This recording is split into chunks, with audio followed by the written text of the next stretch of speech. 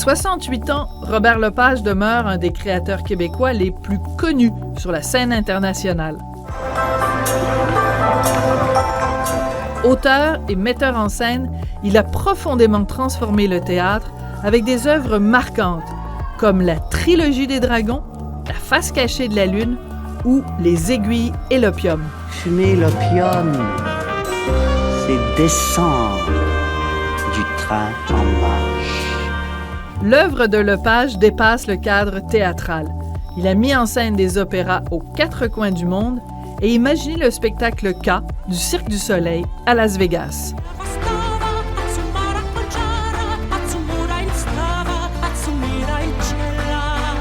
Créateur polyvalent, Robert Lepage s'est également illustré au cinéma avec des films comme Le Confessionnal et Le Polygraphe. Il a collaboré à 3 spectacles de tournée de Peter Gabriel. En 2018, 2 controverses éclatent. L'annulation du spectacle Slave par le Festival de jazz de Montréal et des accusations d'appropriation culturelle entourant Kanata. Robert Lepage, c'est aussi le directeur artistique de l'espace Le Diamant, inauguré en 2019 à Québec. Il se réinvente constamment. Il peut aussi bien offrir une pièce hommage au peintre Riopelle, mettre en scène des motards pour un Macbeth, ou encore créer le moulin à images pour le 400e anniversaire de la Ville de Québec. C'est pour toutes ces raisons que j'avais envie de lui parler dans le blanc des yeux. Ben, c'est super. Bonjour, Robert Bonjour. Lepage. C'est drôle parce que moi, je retourne jamais à l'arrière. Non? Non, je fais jamais de rétrospective dans ma tête. Je m'intéresse juste à ce que je fais en ce moment ou ce qui s'en vient, mais c'est pour ça que je suis toujours curieux de voir ça. Mais tu es curieux de voir ça parce que ça te permet de voir aussi des jalons. Parce que je regarde, mettons, la pièce La face cachée de la Lune. C'était il y a 25 ans. Ouais. Puis elle joue encore il n'y a pas longtemps. Elle était jouée en Ontario. Donc, c'est ton passé est hyper présent tout le temps. Il y a beaucoup de choses. C'est pour ça que je me rends compte c'est très dense, mais c'est comme si je ne m'intéressais pas au passé. Je suis comme toujours en train de dire, bon, OK, c'est quoi le prochain défi? Qu'est-ce qu'on n'a pas fait? Qu'est-ce qu'on peut apprendre? Je pense que c'est ça. Mais c'est intéressant parce que juste avant que l'émission commence, je te parlais de la pièce Vinci que tu as fait. Ah, ben oui. Il y a longtemps. La préhistoire, oui. La préhistoire. Tu appelles ça la préhistoire. Puis tu étais surpris que je l'ai vu. Ouais. Mais moi, j'ai vu tout ce que tu as fait au Québec, Robert. Je suis très flatté, Sophie. Vraiment, ça me touche beaucoup, sérieux. Parce que, et la raison pourquoi j'appelle ça la préhistoire, c'est parce que aussi, ces spectacles-là, ils ont été très importants pour moi, mais ils jouaient dans des petites salles au Katsu où ils jouaient pour 150 personnes, ou parfois 200 personnes, ou encore, je sais pas, la Trilogie des Dragons, on l'a joué beaucoup, mais on l'a joué dans des contextes de festival où les représentations, le nombre de représentations est très limité. C'est pour ça que je suis toujours étonné quand il y a des gens qui ont vu des choses il y a très, très, très longtemps. Je sais pas, je me dis, mon Dieu, mais pas aussi, t'as pas l'air d'avoir l'âge de quelqu'un. Mais ça c'est pas important. Qui est assez vieille pour aller au théâtre. Mais la raison pour laquelle je te dis ça, c'est pour te flatter, parce que je pense que tu le mérites, mais aussi pour montrer à quel point tout ce que tu as fait est différent. Ouais. Tu sais, moi, je suis allée à Québec pour voir l'exposition que tu avais faite sur la lutte au Musée de la Civilisation, mais je suis aussi allée à Québec pour voir le moulin à images. Je suis allée au Japon, à Osaka, pour l'exposition universelle pour voir le pavillon du Canada. Je suis allée à Vegas pour voir K. C'est quoi le lien entre toutes ces patentes-là différentes que tu as faites? Des patentes? Des patentes, ben oui. Ben, c'est des patentes, un peu, si on veut. Non, ben c'est curieux. C'est ce que moi, je cherche la théâtre. Ce qui est important, c'est de raconter des histoires. Bon. Oui. Et bon, on peut tous... Bon, toi aussi, je suis certain que tu as un don de raconteuse, sauf que c'est la forme qu'on emploie pour raconter l'histoire qui rend ça plus pertinent, plus intéressant, plus ludique. Alors, c'est toujours ça. Moi, je suis toujours à la recherche de forme, si on veut. Bon, et beaucoup, surtout dans le monde des médias, les gens sont à la recherche de contenu. Alors, c'est quoi le contenu? C'est quoi le fond? Alors, ça, je suis entièrement d'accord. Il faut un fond. Il faut que le fond soit solide. Mais le fond, si on ne le communique pas d'une façon insolite, intéressante, ludique, qui fait appel à l'intelligence du spectateur, ça ne vaut rien. Si tu... en tout cas, je ne veux pas paraître prétentieux, mais moi, je me dis toujours, quand j'approche quelque chose, il faut que je l'approche comme quelqu'un qui ne fera pas de sentence, qui ne viendra pas... je ne suis pas un professeur. Quand je fais un spectacle sur là, puis je parle d'une chose, j'essaie de donner l'impression au public qu'on va le découvrir ensemble. Et là, l'écoute est beaucoup plus participative. Mais si c'est, écoutez, moi, j'ai fait ma recherche, j'ai fait mon spectacle, je connais ça, vous ne connaissez pas ça, vous connaissez en tout cas peu. Donc, moi, je vais vous apprendre, mais alors, ça devient... tout le ludisme disparaît, on ne fait pas appel à l'intelligence, on ne fait pas confiance à l'intelligence du spectateur. Puis moi, ça, je dis toujours, il ne faut pas surestimer la culture du spectateur, mais il ne faut pas sous-estimer son intelligence. Mais je me rappelle aussi, en 1986-87, à un moment donné, tu donnes une entrevue à Radio-Canada. T'es tout jeune, t'es vraiment pas vieux.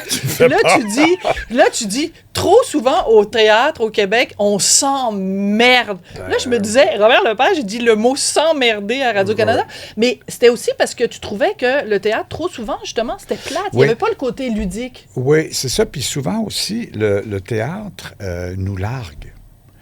Tu vas voir un spectacle, tu as payé ton billet, tu es intéressé, le thème t'intéresse, tu es là, puis ça se passe entre vous autres sur scène. Nous, on n'est pas invités à comprendre plus qu'il faut. On est invités à sentir, mais moi, je vais ressentir une émotion au théâtre si les idées sont claires, si je vais m'émouvoir beaucoup plus pour le thème ou les paradoxes ou les contradictions qui sont... voir un acteur pleurer, ça ne me touche pas. Ah non? Absolument pas. Et souvent, dans les écoles, on nous dit il faut que tu pleures. C'est pas ça, l'émotion. L'émotion, il faut qu'elle soit dans la salle, pas sur la scène. Que c'est intéressant. Mais ça, c'est un gros débat. Il y a bien des gens qui vont dire non, mais sinon, on est des voyeurs de gens qui ont l'air à s'amuser, à jouer, à avoir de la peine, à jouer, à avoir des passions. Puis nous, on n'est pas sollicités. Donc, il faut que dans la salle, on joue avec les gens qui jouent sur scène. Oui, puis il faut que l'émotion, elle soit dans la salle. C'est là qu'il faut. Alors, il faut travailler. Alors oui, on peut être ému sur scène. Ça peut arriver qu'on joue quelque chose puis on se laisse émouvoir parce qu'on joue. Mais c'est pas ça qui est important. C'est pas ça qui va émouvoir le spectateur. Le spectateur va s'émouvoir pour la poésie, les intuitions et aussi le discours ou l'injustice dont il est témoin, tout ça. Et l'émotion, elle vient de ça. Mais je suis content que tu aies utilisé le mot poésie, Robert, parce que selon moi, le fil rouge de toute ton œuvre, si on part de la trilogie Vinci, peu importe ce que tu as fait, il y a toujours un élément de poésie à un moment donné. Tu sais, je pense par exemple, dans Courville, tu fais manipulation de marionnettes. Moi, j'allais voir Courville, je me disais, « Hey, Robert Lepage, s'il pense qu'il va venir me toucher avec des marionnettes, il est mieux de se lever tôt. » Mais on est complètement ému par ces marionnettes-là, parce qu'il y a de la poésie. Oui, c'est ça. Puis il faut toujours... les gens disent toujours, le théâtre, c'est le miroir de la vie. Oui, d'accord, le théâtre est censé refléter nos sociétés, nos contradictions, l'humanité, ça c'est sûr. Mais si c'est exactement comme dans le livre, si c'est trop hyper réaliste, si c'est trop... Bon, c'est bien regarder le miroir chez nous, là. Ce qu'il faut, c'est que le miroir du théâtre, lui, il va refléter la réalité, mais avec une distorsion, avec un côté insolite, avec un côté étrange. Et quand c'est étrange, on s'y intéresse. Si c'est pas étrange... Alors, il faut reconnaître la vie, mais il faut la reconnaître. Ça, c'est étrange comment c'est présenté, mais c'est intéressant. Et c'est quand les gens s'y intéressent que ça devient intéressant, que ça devient... Et il faut toujours aussi... Les gens regardent là où il y a la magie. Alors, même si tu montres comment la magie est faite, si par exemple, je faisais la face cachée de la Lune, bon, à la fin, il y a un miroir qui est comme ça, puis je me roule par terre, puis, bon, par exemple, ce qu'on voit dans le miroir, c'est quelqu'un qui flotte dans les airs. Bon. Alors, les gens ne regardent pas au sol, ils ne me regardent pas au sol. Je dis, oui, mais veux-tu qu'on te cache? Cachez-moi pas. Les gens regardent comment c'est fait, mais les gens regardent nécessairement, ils regardent l'effet, ils regardent la magie, ils regardent ce que ça veut dire, ils regardent la poésie. Alors, c'est sûr, parfois, ils vont essayer de voir comment j'ai fait ça. Puis ça fait partie du plaisir aussi de la performance. Alors, c'est pour ça que moi, j'ai beaucoup confiance en l'intelligence puis l'intuition du spectateur. Mais je t'entends parler depuis le début et j'ai l'impression que j'ai devant moi, pas un homme de 68 ans, mais un petit cul. Il fallait que tu dises mon âge. Pas une deuxième fois.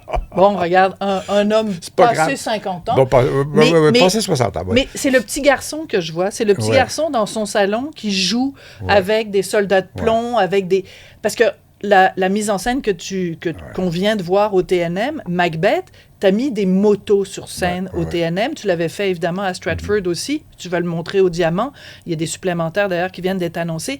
Mais quand j'ai vu les motos sur scène, je me suis dit, ça, c'est Robert Lepage à 6 ans, qui joue avec des petites voitures, puis que là, il dit, la petite voiture, on la met ici, on la met là. Bon. Il y a tout le temps le petit garçon en toi qu'on voit qui ressort. Il y a un peu de ça. Sauf que moi, quand C'est un compliment, là. Oh, non, je sais, je ne l'ai pas comme un compliment aussi. Oui. Mais quand on fait une première lecture, bon, alors, par exemple, dans le cas du Macbeth au TNM, alors, ce sont tous des acteurs assez matures, professionnels, sérieux. On s'assoit, on lit, on débat, on parle de la pièce, les enjeux de la pièce et tout ça, des personnages. Et là, tout à coup, les motos rentrent et là, l'âge mental baisse d'à peu près 80 ans. Et là, je ne suis plus capable de contrôler personne. Là, j'ai peur. Puis là, ils ont tous 10 ans, les acteurs. Là. Et c'est ça qu'il faut aller chercher. Alors, évidemment, moi, je suis là pour faire le trafic aussi, là, pour faire la police dans tout ça. Mais c'est ça qui était bien aussi quand on a commencé à travailler le Macbeth. C'est qu'il y a quand même des enjeux dans la pièce. Il y a des choses qui sont très... c'est pas évident. Là. En plus, c'est en français, en québécois vernaculaire. Donc, là, expliquer les mots, les expressions, le pourquoi et pourquoi Shakespeare, c'est quoi son intention. Et le monde des motards, qu'est-ce que c'est le monde des motards? Là, on entre là-dedans, c'est très, très, très sérieux. Mais à partir du moment où on joue dans le sens ludique du terme. Oui. Et ça, c'est évacuer souvent des scènes. Il y a trop d'acteurs sur scène, il n'y a pas assez de joueurs. Et c'est ça. Et non, mais c'est vrai, parce que en anglais, there's actors and there's players. Et, bon, très souvent... Oui, puis un auteur de théâtre, on va l'appeler un playwright. Un playwright, puis ce qui est écrit, c'est a play. A play. A play. Une pièce de théâtre, c'est a play. Nous, on parle du jeu. En allemand, c'est le Schauspiel. Spiel, c'est jouer. Alors, si vraiment on retourne à peu près toutes les cultures, le théâtre, c'est le jeu. Alors, c'est le jeu de quoi? Alors, ça peut être un jeu très sérieux, ça peut être un jeu...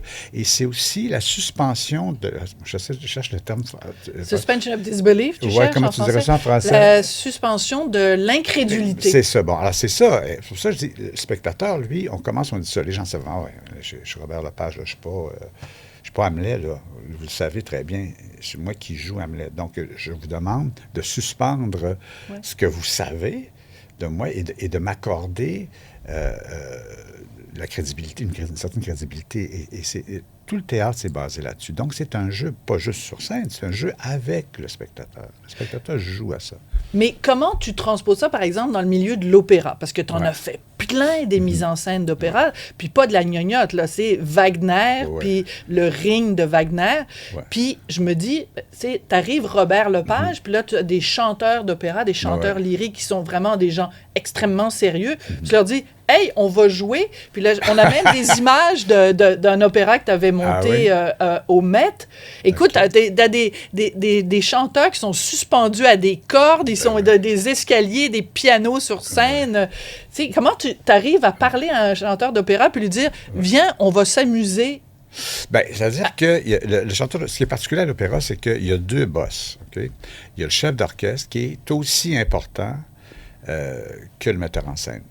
Malheureusement, dans certaines boîtes d'opéra, il est plus important que le metteur en scène. Mais bon, quand ils vont chercher un grand nom, ils accordent... Donc, il faut que tu acceptes ton statut de 50-50. Il faut que tu arrives là, tu dis, OK. Alors, le pauvre chanteur d'opéra, il est planté là, il reçoit toute l'information qui est temporelle du chef d'orchestre. Lui, il s'occupe du temps. Il régit le temps, puis toi, tu régis l'espace. Okay. L'espace, c'est pas juste va là, va à gauche, va à droite. Tu régis le corps, le corps du chanteur. Comment le corps bouge dans l'espace. Oui, c'est ça. Puis comment il s'exprime, lui, où il va, tout ça. Donc, il faut que tu sois au service aussi de la voix. C'est très particulier. Tu ne peux pas faire n'importe quoi avec un chanteur d'opéra parce qu'il faut que tu protèges la voix. Il faut que la voix soit juste. Alors, il faut que tu l'aides à s'appuyer. Tu lui donnes il y a toutes sortes de façons. Si tu le suspends, bien, il n'y a plus ses appuis. Ce qui fait que, bon, il faut que tu te fasses respecter par celui qui s'occupe du temps. Et ça, c'est toujours la grande difficulté. C'est quoi la vision? C'est deux personnes qui ont deux visions différentes. Deux égos. Deux égos aussi, ça. Mais moi, je ne suis pas... Non, toi, tu n'as pas un gros égo. Je n'ai pas un gros égo.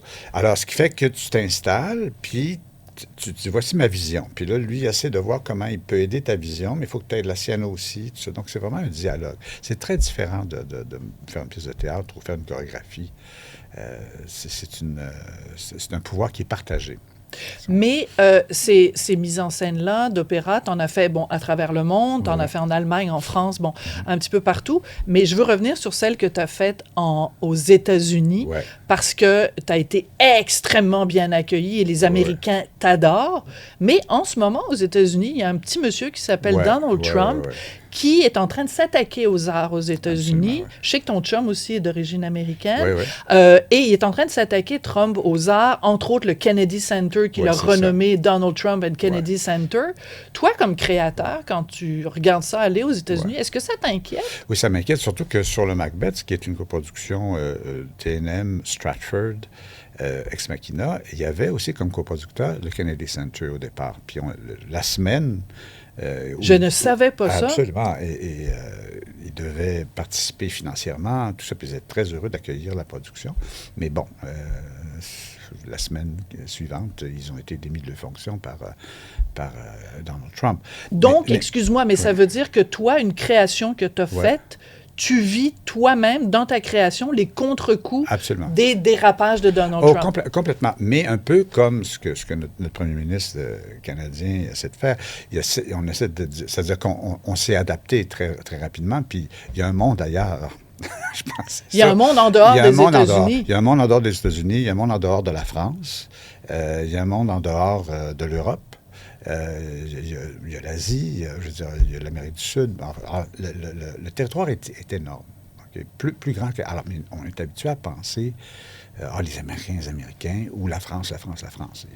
Oui, la France est importante, mais il y a toute l'Europe. Bon, tout ça pour dire que nous, on savait à ce moment-là, quand on a perdu la coproduction avec le Kennedy Center, puis on avait l'habitude de jouer beaucoup au Kennedy Center. À peu près à tous les ans, on avait un spectacle qui allait jouer là. On était très respectés à Washington. Et tout le monde savait que ça allait s'effondrer. Et ça s'est effondré. Là, ils ferment, là. Oui, pour 2 ans. Pour 2 ans. Bon, puis ils font comme si c'est parce qu'ils veulent... mais non, ils ferment parce que rien ne va plus, là. Il y a plein de chanteurs d'opéra qui veulent plus chanter Donald Trump a dit... je suis jamais allé au Kennedy Center. C'est pas quelqu'un qui aime les arts. Mais il y a plein d'artistes qui ont refusé d'aller au Kennedy Center. Toi, tu t'es fait dire, vous pouvez plus venir. Oui, absolument, c'est ça. Puis moi, je connais des gens qui sont dans l'Orchestre national, de très grands musiciens, dont le lieu principal, c'est le Kennedy Center, et qui étaient là le soir où Vance, c'était là où il a été hué tellement longtemps qu'ils ont retardé le concert. C'est ça. Donc, tout ça pour dire que depuis longtemps, le milieu de l'opéra, de la musique classique, si on veut, les arts de la scène aux États-Unis, savait que ça allait s'effondrer. Ça s'est effondré. Le coup final, c'était Philippe Glass, qui devait présenter un opéra sur Lincoln, mais qui a dit, mais là, je ne peux pas présenter ça parce que les valeurs de Lincoln ne sont plus les mêmes. Je peux pas, dans un endroit qui va s'appeler, qui va avoir le nom de Trump, pas juste Kennedy, je ne peux pas présenter cela. Ça a été le coup final. Ce qui fait que là, ils essaient de trouver qu'est-ce qu'ils vont présenter là, qu'est-ce qu'ils vont faire avec ça, puis bon... on va voir ce qui va se passer avec le mi-mandat. Puis, mais moi, je suis optimiste. Je sais que le balancier va faire ça, puis à un moment donné, ça va revenir. Mais il y a une tristesse quand même parce que il y a une scène culturelle riche aux États-Unis. Absolument. Il y a des gens dans le public américain qui sont des gens cultivés, qui aiment les arts. Et donc, ça veut dire aussi que ton œuvre ne pourra plus rejoindre ces gens-là. Parce qu'il y a un intermédiaire entre les deux qui est un boulet, qui est un intimidateur. C'est ça, mais qui n'a pas accès à tout. Il y a un contrôle sur les grandes institutions. Mais même, par exemple, quand je travaillais au Met, le Met est financé à 1% par la ville de New York et le reste, ce n'est que de l'argent corporatif, des mécènes. Trump ne donne pas d'argent au Met, alors ils ont une grande liberté de faire ce qu'ils veulent. La culture n'est pas subventionnée aux États-Unis, ce qui fait qu'ils sont très indépendants. Donc, c'est pour ça que c'est pas comme si Trump allait retirer tout l'argent des arts de la scène. Déjà, ils sont très indépendants. Quand on a fait le Met, c'est une femme très riche qui a payé 12 millions qui a dit « je subventionne le Met ». Madame Desmarais a donné, je pense, 5 millions quand elle a voulu qu'il monte Carmen et voulait absolument faire découvrir le talent de Yannick Nézet-Séguin. Donc, ce sont ces gens-là qui assurent la survie de la culture aux États-Unis. Heureusement qu'il n'y a pas juste Donald Trump. Quand on parle des États-Unis, il y a aussi Vegas. Toi, tu as fait 2 spectacles pour le Cirque du Soleil. Tu as fait Totem et tu as fait K. K joue encore en ce moment. Là, ce soir, on peut aller voir K à Vegas. Et c'est une production absolument magnifique. Moi, je suis curieuse de savoir, peut-être tu vas me trouver effrontée, mais est-ce que chaque soir à K, quand les gens payent pour aller voir K, tu reçois de l'argent, toi, tous les soirs? Oui. Est-ce que c'est beaucoup d'argent, Robert? C'est pas beaucoup d'argent, mais oui. Mais tous les soirs, depuis les débuts, oui, depuis... tu as des redevances sur 2004, ta création. Oui, c'est ça. J'ai des droits de suite, tout ça. Puis heureusement qu'il y a ça, parce que ça nous aide à payer pour des choses qu'on fait dans notre compagnie qui peut-être pas toujours les moyens de faire des aventures. Alors, le cirque est très généreux à ce niveau-là et a aidé beaucoup de compagnies au Québec. C'est pas dit, c'est pas... ça va pas de soi non plus, mais heureusement, moi, que j'ai eu le cirque dans ma vie, qui a aidé beaucoup à la création et au développement de choses. On pourrait pas travailler comme on travaille avec ce Ex Machina s'il n'y avait pas eu le cirque à un moment donné. T'es sérieux? Absolument, oui. Mais on est complètement indépendant du cirque. Le cirque ne se met pas le nez dans ce qu'on fait, mais les droits de suite ont fait qu'on était capable de faire des choses qu'on n'aurait pas pu faire. Mais cet argent-là, tu aurais pu le garder pour toi. Parce que tu dis, les gens qui nous écoutent ont sûrement remarqué depuis le début, tu dis toujours « on » parce que c'est jamais juste Robert Lepage, c'est toi, toutes les crimes de création, Ex Machina, avant c'était Théâtre Repère, etc. Mais quand tu signes une mise en scène pour le Cirque du Soleil, tu pourrais dire « bon, ben, on va me payer une grosse maison à Québec. » Toi, je ne te demanderai pas quel salaire tu fais, mais tu fais un certain salaire, tu as une famille. Oui. Quand les enfants sont jeunes, l'argent, il va où? Il va aux enfants. C'est sûr. Bon, ben c'est ça. Mais c'est la même chose pour moi. Moi, j'ai pas d'enfants. Et moi, c'est le monde de la création, les employés. Et c'est toujours c'est un collectif. Alors, évidemment, c'est moi qui porte la gloire de ça. Là. Bon, mais en fait, on est un collectif de travail et c'est très important. Donc, j'ai pas l'impression de me priver. Et de toute façon, c'est mon sport préféré. Le théâtre, c'est mon hobby. Pourquoi je me priverais d'aider financièrement. Et la chose aussi qu'il faut dire, c'est que on n'a jamais demandé trop d'argent au gouvernement. Nous, on est subventionné à 12 ou 15 % par année, à comparer aux autres compagnies. Tout le reste de l'argent vient de coproductions qu'on fait avec l'étranger, avec des promesses de diffusion dans des festivals, tout ça. Ce qui fait que tout cet argent-là est ramené ici au Québec et crée des emplois au Québec. Donc, on a été beaucoup plus généreux avec le développement du théâtre ici au Québec que l'ont été les gouvernements pendant longtemps. Et tu dis au Québec, mais aussi à Québec, c'est important pour toi d'être à Québec. Ouais. Et entre autres, on l'a vu dans la petite capsulette de présentation, quand tu avais fait le moulin à images, c'était donc des projections sur des silos à grains et c'était pour le 400e de Québec. Moi, j'étais allée à Québec à cette occasion-là, j'ai vu le moulin à images et je te jure, Robert, moi, je pense que dans l'histoire de la ville de Québec, il y a un avant et un après. Le moulin à images, parce qu'on se promenait dans les rues, Richard et moi, et les gens nous arrêtaient pour nous dire « C'est beau, hein, ce qu'a fait Robert? C'est beau, c'est magnifique. » Vous voyez, là, que c'est pas juste à Montréal qu'on fait des belles affaires. J'ai jamais vu les gens de Québec aussi fiers que quand il y a eu le moulin à images. Est-ce que les gens t'en parlent encore? Oui, les gens m'en parlent encore. Non, c'était un événement. Puis en plus, ça a été mis dans le Guinness Book of Records. Parce que? C'était la plus grande projection architecturale à ce moment-là. Je ne sais pas s'il y en a des plus grandes maintenant, sûrement. Fait que tu as ton nom dans le Guinness. Oui, 0,6 km de projection, c'est quand même pas rien.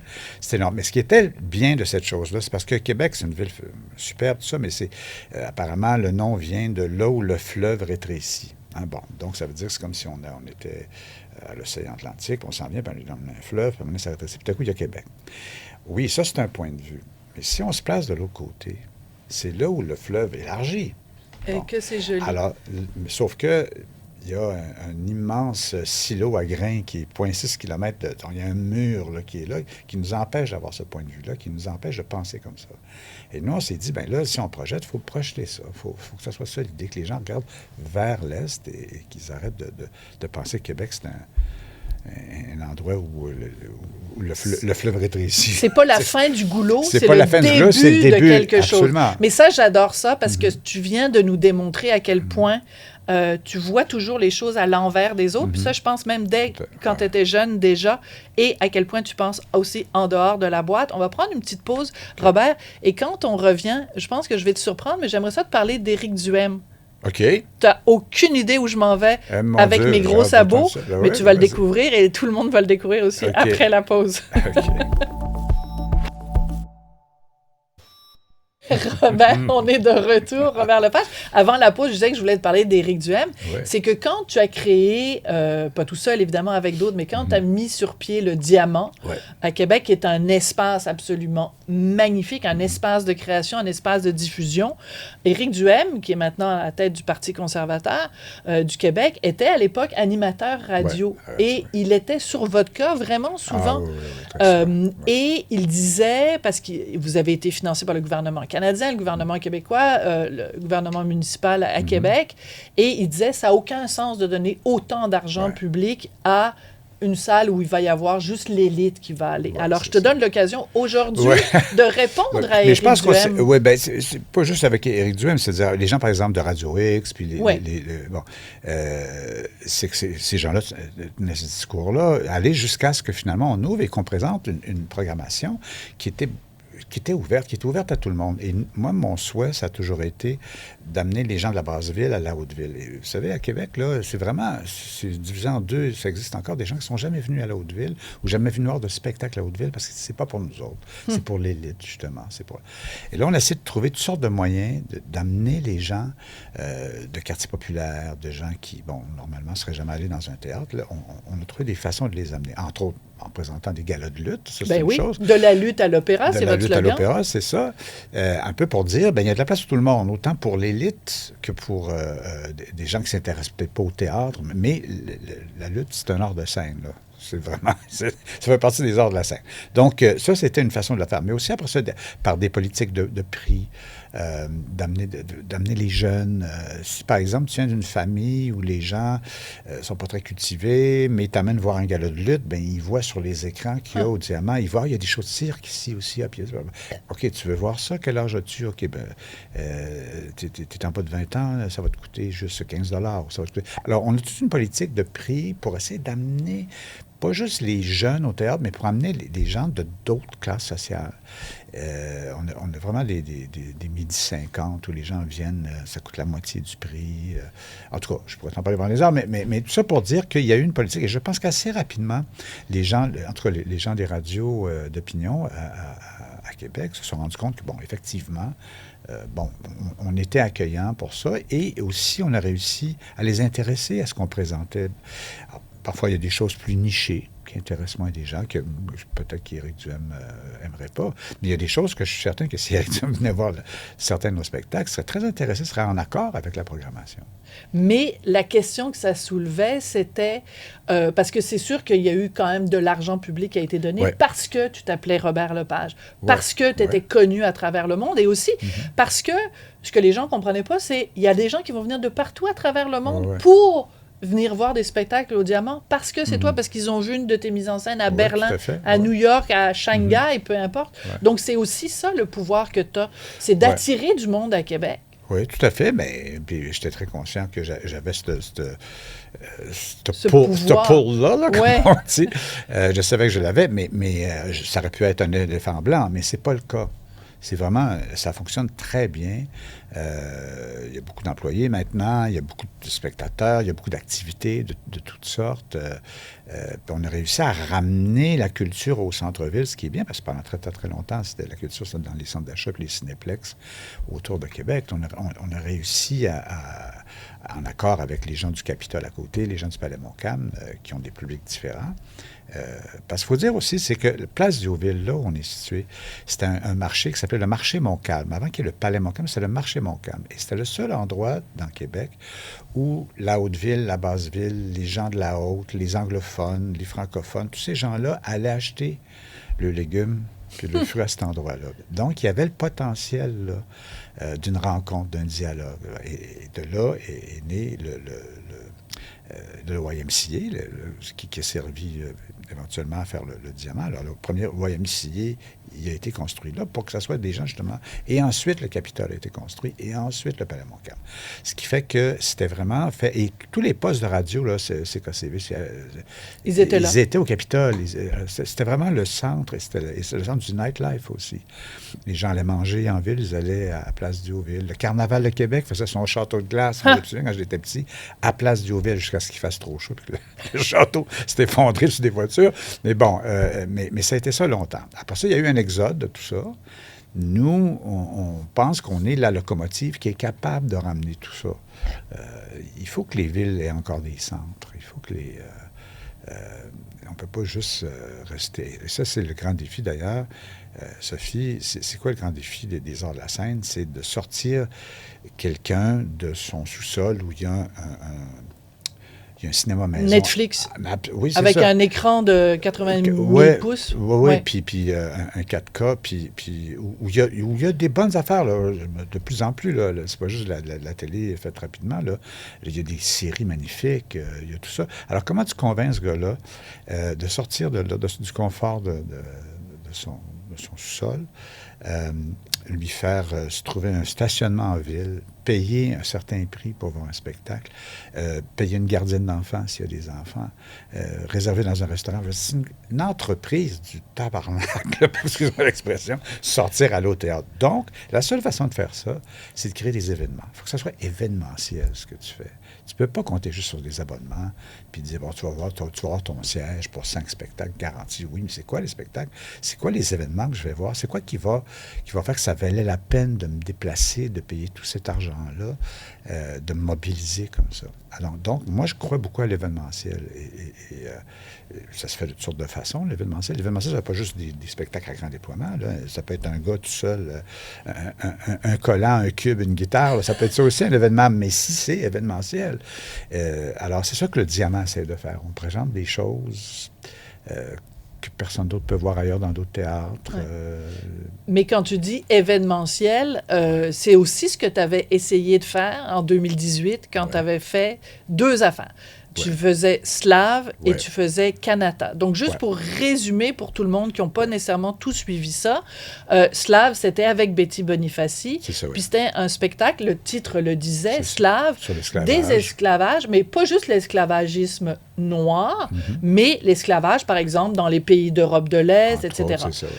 Vous êtes fait annuler par le Festival de jazz de Montréal parce que des militants disaient « mais il n'y a pas assez de noirs sur scène ». Événement numéro 1. La même année, tu fais Kanata. Pas la même année, le même mois. Le même mois. C'est important. Même les mêmes semaines. Oui, mais tu le sens encore dans ta chair. Donc, tu travaillais sur Kanata où tu parlais de la culture autochtone, mais des Français qui découvraient la culture autochtone. La même chose, des militants ont dit comment ça se fait qu'ils n'ont pas consulté les Autochtones. Bref, tu t'es retrouvé dans l'eau chaude, pas rien qu'à peu près. Après la controverse, tu t'es excusé. Tu as dit, je prends une partie du blâme. Et moi, je veux savoir pourquoi tu t'es excusé, Robert. OK. Parce que moi, on a fait une chose. On a fait une chose qu'on tous les gens, ceux qui font de la création théâtrale ou peu importe, on faisait de façon quasi automatique, c'est qu'on consultait. Donc, se faire reprocher qu'on ne nous avait pas consulté, c'est pas vrai. On a consulté beaucoup. On l'a fait dans l'Ouest canadien, rencontrer des chefs, des communautés. Alors, consulter, on l'a fait. Dans tout, que ce soit pour Slave, que ce soit pour Kanata. Ce qu'on n'a pas fait, c'est qu'on n'a pas invité les gens à participer. Et c'est là l'erreur. Et de ça, on est coupable. Mais d'avoir consulté, non, on l'a fait. C'est pour ça que il y a eu beaucoup de bruit sur les écoutes à ce moment-là, parce que, bon, c'était très... Beaucoup de malentendus. Et pas juste ça, c'est qu'aussi, il était temps que cette conversation-là arrive, puis elle est arrivée, ça a donné que moi, j'étais au carrefour, là. Puis, 2 fois. C'est ça. Après ça, bon, j'ai eu l'occasion on a eu des rencontres, puis bon, on a fini par éclaircir la chose, mais cet éclaircissement-là, il n'a pas été public, malheureusement.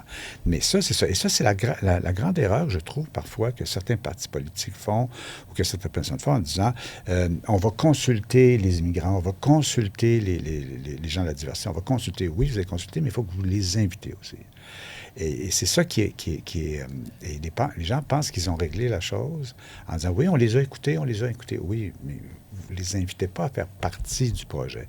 Et c'est pour ça que moi, je réitère encore cette excuse-là. Je suis désolé d'avoir fait ça par automatisme. Et c'est vraiment ce qui est arrivé.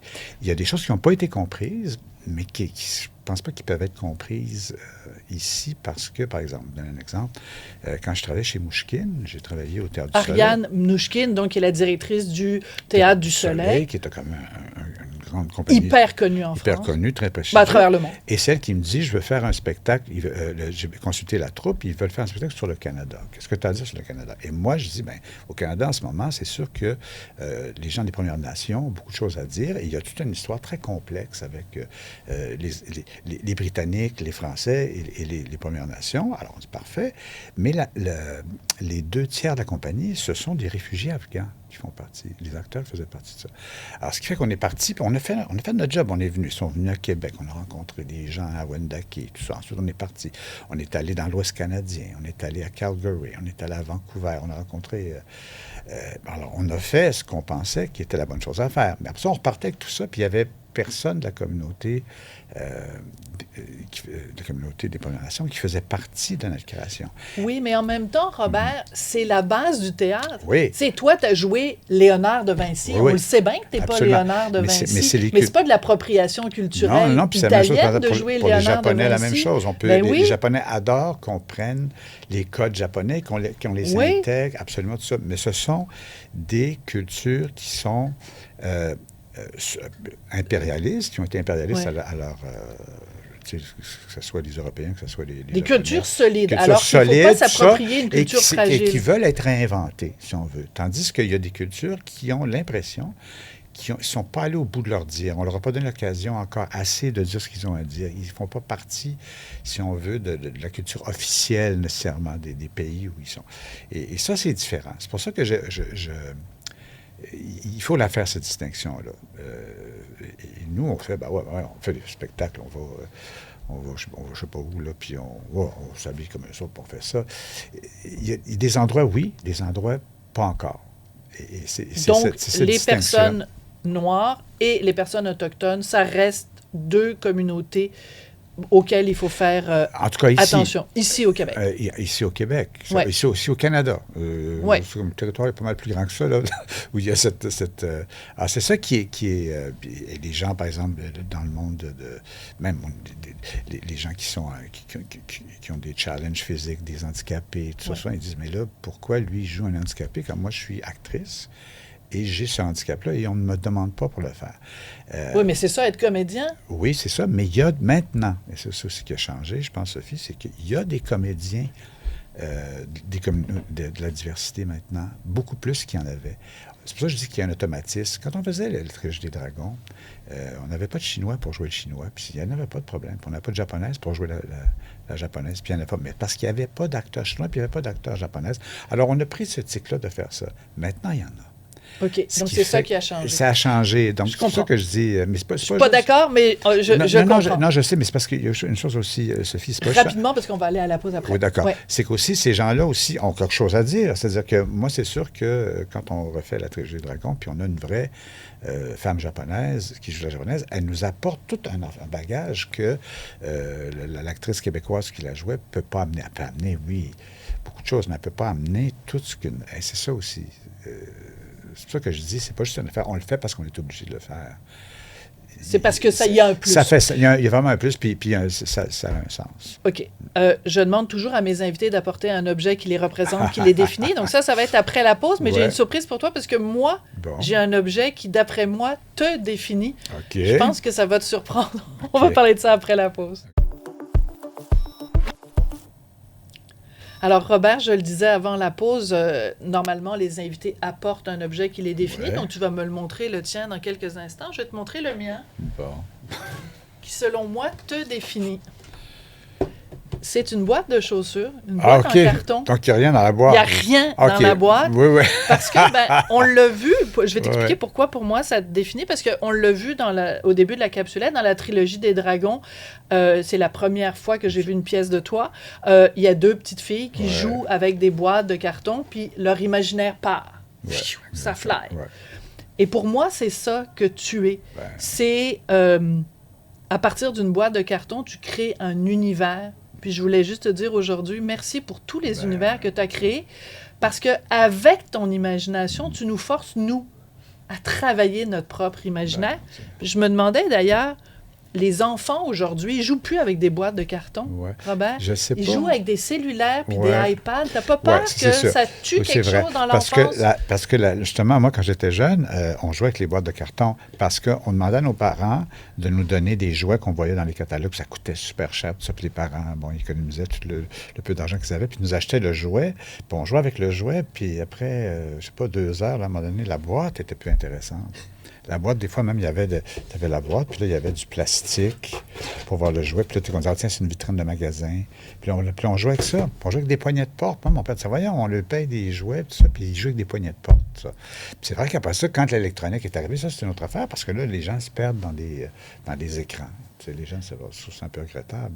Mais t'as pas peur, justement, que les jeunes d'aujourd'hui, on leur donne une boîte en carton, Ouais. puis ils vont la mettre de côté, puis ils vont dire, hey, non, je sais. mon iPad est pas mal plus intéressant. Donc, tu as tout un imaginaire qui va Ouais, plus se créer. Ça Oui, t'inquiète? oui, ça m'inquiète, c'est sûr que ça m'inquiète. C'est un peu le problème. Il faut accepter les nouveaux jouets, il faut accepter les nouvelles choses. S'ils peuvent trouver leur propre boîte de carton à l'intérieur des iPads ou inventer leur propre boîte de carton, mais c'est sûr que c'est plus pareil. Quel objet tu m'as Bon, apporté OK. qui te définit puis qui te représente? Je suis très curieuse. Là, je sais pas s'il faut le montrer à la caméra. Bon, OK, je capote ma vie. alors je sais pas si... Attends, on va le montrer comme ça, Ouais, il faut le ici. montrer. Celui-là? Voilà. Parfait. OK. Excellent. Là, on Alors, le voit tu vas bien. voir. Alors, je vais te montrer. Il y a un petit bouton qui vient avec ça, qui est ici. Voyons. Mes doigts sont OK. Though we may never know who he is behind that mask of his. Thank goodness he's there when a crisis befalls us. OK, ça, c'est dans... C'est dans Batman dans les années 60. Commissioner. Right away. To the Batmobile. Mais là, tu n'as pas vu. Boy, let's go. Tu vas voir ce qui se passe. la Batcave! C'est ça. Bon. Puis là, ça va finir, là. Bon. C'est trop génial. C'est la Batcave de Batman. Oui. Mais ça date de quand tu étais petit. Non, ça, Non. j'ai reçu ça en cadeau il y a peut-être 5 ou 6 ans de ma sœur. C'est une boule de Noël. Imagine le poids de tout ça. La petite affaire se mettre le fil, là, c'est une boule de Noël. Tu peux mettre dans un arbre. Puis je trouvais que ça me représentait parce que, tu vois, il y a Shakespeare qui est là. Oui. OK? Mais t'as pas utilisé ça dans une de tes pièces? Ben oui. Dans Courville. Dans Courville. Mais c'est ça. Bon, alors, pour moi, c'est ça. C'est effectivement l'enfance, le déguisement, parce que tu as deux hommes matures qui vont En collant. En collant avec des capes, là. Et toute la vie ordinaire, bon, tout ça. Puis ensuite, toute la technologie ici qui est en bas. Mais bon, moi, j'ai toujours trouvé. Puis le décor à 2 étages de Macbeth, là, il est ici. Ben, écoute, c'est drôle parce que hier soir, j'ai vu un film français qui s'appelle L'homme qui rétrécit, qui est un remake d'un film de 1905, des années 50. Que j'ai vu, oui. De The Incredible Shrinking Man. Oui, tout à Et fait. à un moment donné, c'est l'histoire d'un homme qui rétrécit, qui devient Ouais. tout petit et qui habite dans la maison de poupée de ses enfants. Ouais. Et je me suis dit, Robert Lepage, il vit dans une maison de poupée. Parce que le motel de Macbeth, Ouais. c'est une maison de poupée. Ça, c'est une maison de Ouais, poupée. ouais, tout à fait. 887, c'est aussi une Ouais, maison de absolument, poupée. ouais. Donc, il y a quand même quelque chose dans tout ça. Là. Tu vis dans une maison de poupée, Oui, Robert? ben, je vis dans une... moi, peut-être pas. Mais c'est... Non, mais c'est comme si mais les relents pour créer, il faut toujours aller chercher la source dans ce qu'il y a de ludique. Puis le moment où on est le plus en jeu, c'est quand on est enfant, quand on joue, quand on est inventif, quand on est... et c'est là. Par exemple, il faut essayer d'amener des sujets plus matures là-dedans. Il faut inviter les préoccupations des adultes. Puis bon, mais on commence toujours par la petite histoire avant de parler de la grande histoire. Ça, c'est important. Mais c'est important qu'on parle de ton enfance parce que, justement, on a retrouvé une photo de toi tout petit. OK? Je t'invite à la regarder, cette photo-là. Tu as quel âge là-dessus? Et est-ce que c'est avant ou après que ton alopécie, donc... Elle commence l'alopécie. Elle commence? Cette photo-là. Oui, c'est ça. Explique-nous, c'est quoi l'alopécie? L'alopécie, c'est la perte des cheveux. Okay? Puis ils appelaient ça la maladie des chats à l'époque. Je pense que j'avais 5 ou 6 ans. En tout cas, c'était en première année. C'est une photo de première, quand j'étais en première année à l'école. Et on voit les sourcils commencent à tomber là, de chaque côté dans cette photo-là. Et derrière ma tête, sur la photo, là, j'avais déjà des plaques là, qui commençaient à partir de ça. Et c'est une maladie auto-immune. Je ne sais pas trop. Là, tu te défends contre toi-même. C'est ton corps... je ne sais pas... Il combat quelque chose. Il combat, là, il considère tes cheveux comme des étrangers. Donc, alors, tu perds ta pilosité, tu perds tout ça. Ce qui fait que c'était évidemment un événement très difficile pour moi, mais comme ça m'est arrivé très jeune, j'avais à m'habituer très jeune, tout ça. Puis, à un moment donné, je portais toujours des casquettes. Puis, bon. Alors, c'était difficile parce que, à la fois, ça me rendait intéressant aux yeux de beaucoup de gens, mais en même temps aussi, on me faisait battre après l'école. Là. Les gens me créaient des noms, puis les enfants me créaient des noms. Puis ce qui fait que ça m'a... disons que ça m'a poursuivi longtemps, mais il n'y avait pas que du négatif dans ça. Qu'est-ce que tu veux dire? Bien, c'est parce que ça faisait que, bon, par exemple, l'été, tout le monde allait dans les camps de vacances, puis tout le monde... moi, je ne pouvais pas aller là parce que j'étais sûr que j'allais me faire battre ou voler ma casquette ou tout ça, ou créer des noms. Puis... Alors, ce qui fait que j'ai passé beaucoup, beaucoup de temps seul, moi, à marcher les rues l'été. Bon, ça. Puis c'est peut-être là aussi que ça a créé l'imaginaire. C'est peut-être là que ça... Ce qui fait que j'étais un enfant plus timide, plus... c'est ça, je jouais tout seul. Puis à un moment donné, il y avait ma sœur, elle, qui était dans et qui, elle, je me rendais pas compte à quel point elle souffrait pour moi. Elle trouvait ça très difficile. Alors, elle m'a toujours accompagné dans ça. Elle a toujours été ça. Et j'étais trop heureux pour aller casser la gueule de ceux qui me créaient des noms. Mais alors, elle le faisait. Ta sœur Linda. Ouais. Mais c'est intéressant aussi parce que, bon, aujourd'hui, on peut le dire, hein, c'est pas gênant de le dire. Tu portes depuis plusieurs années, on appelle ça quoi, une perruque, une postiche? Ouais, une prothèse. Là, une prothèse. Ouais. Et j'ai remarqué, avec les années, que maintenant, tu en portes une avec des cheveux blancs. Ah, mais ça fait longtemps, mais c'est très subtil. Là, oui. Oui, c'est ça. Bizarrement, donc, tu as choisi, pour cet accessoire-là, de te vieillir comme un comédien portrait. Donc, mais c'est intéressant parce que ça veut dire que dès petit, tu te mets à porter une casquette. Donc, dès petit, tu es déjà un comédien. Oui, peut-être. Ça fait peut-être partie de ça. Tu n'avais jamais pensé à ça? Ben, pas de cette façon-là, non. Oui. Mais ceci dit, au cours de ma vie, j'ai eu à rencontrer aussi d'autres jeunes de mon âge qui, eux aussi, souffraient d'alopécie. Et bien évidemment, tout ça, ça dépend dans quel milieu tu es élevé, c'est qui tes parents, si tu es supporté par des amis, parce que bon, j'avais pas juste des gens qui me créaient des noms, j'avais aussi des amis très, très proches. Ça dépend où tu vis ça, si tu vis ça dans une famille, si c'est middle class, ou si c'est très pauvre, ou si c'est très riche, ou tout ça. Donc, il n'y a pas de destin, ou il n'y a pas de façon de faire affaire avec ça qui est universelle. Je veux te remercier, Robert, parce que c'est la fin de l'émission. Je vais juste reprendre ma petite boîte. Ben oui. Parce que je voudrais envoyer un message à tous les jeunes qui nous écoutent. Mettez l'imagination au pouvoir. Prenez exemple sur Robert Lepage. Les iPads, c'est le fun, mais je te sens ému. Mais les petites boîtes en carton ou les petits mondes de Batman, mettez l'imagination au pouvoir, parce que peut-être qu'il y a parmi les gens qui nous écoutent un futur Robert Lepage. Ça, je sais pas, mais ça se pourrait. Mais oui, mais il y a plein de gens intéressants dans la vie qui s'ignorent. Merci beaucoup, Robert Lepage. Ça a été un immense plaisir de te recevoir.